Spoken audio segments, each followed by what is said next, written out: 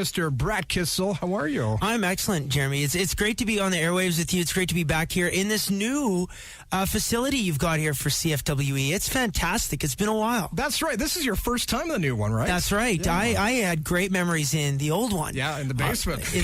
Hanging out with, obviously, the entire team here. And you guys truly are some of the nicest in our business, which is why I'm so thankful that you've invited me back so I can spend a little Christmas celebration and a little Christmas cheer with you guys. Anytime you're welcome in, man. What a night last night. Not only did our Oilers blow out the Columbus Blue Jackets. Wasn't that great? That was awesome. You also had your CD release party last night. And it was really nice to have friends and family, sponsors, partners, media partners come on out and celebrate our brand new record. It's a record that we've worked very hard on. It's not just a little piece of my heart is in the record.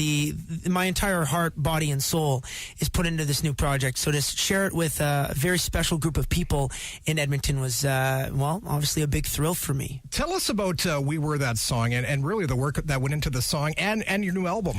Well, that needed to be our first single. The very first time that we heard it, kind of one of the finished products, we knew that it would be the lead off because it was so bouncy and lively and it was perfect for our live show.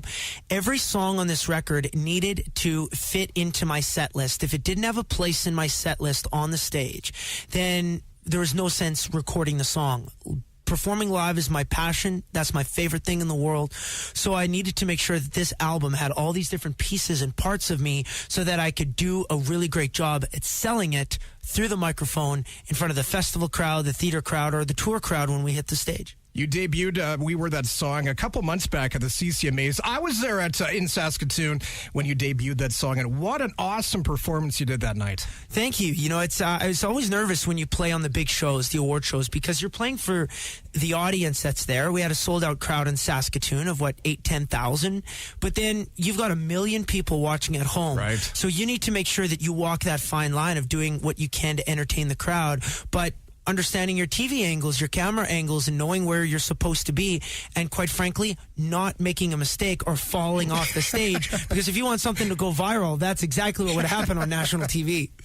We got to talk about 2017. What a year it was for you. You also got to open up for Mr. Garth Brooks. I don't know how to describe the feeling, of standing on that stage at Rogers Place here in Edmonton or in Calgary. I got a chance to open for Garth in Winnipeg and Hamilton and in Saskatchewan. And those are memories that I'll never forget. But as a singer, you aspire to get a chance to meet your heroes. Yeah. So not only did I get to meet him, but I got to stand shoulder to shoulder with him on stage and backstage. And there's an amazing picture of him holding my daughters. And, I just loved every minute of it. Garth and Trisha are the nicest. Next month, you kick off your Canadian tour with St. Albert's Dan Davidson. The We Were That Song tour.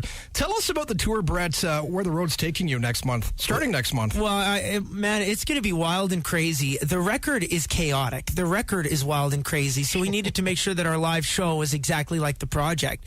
So we decided, what are we going to do with this tour to make it different from a lot of the other domestic Canadian country tours and Americans that come up to Canada? Well, we decided to go to as many small areas as we could to bring our brand of country music really nationwide, coast to coast to coast. Mm-hmm. We've got close to 60 dates lined up, and that's only half of our part one of our We Were That Song tour. Dan Davidson was a perfect choice to have him join me as the opening act and the special guest on the tour. And we've got some great spots, obviously, in the CFWE listening area from Valley View, Alberta. We're playing at the Jubilee Auditorium March the 4th here in Edmonton. We're going to play out in Lloydminster. We've got 2 shows. Lethbridge? We're going really province-wide, and we're very lucky with the response that we've got. And so many sold-out shows already. So you have that coming up. And this Sunday, you're also, because you're a huge hockey fan, giant, you're going to be taking part in Rogers Hometown Hockey and Archery.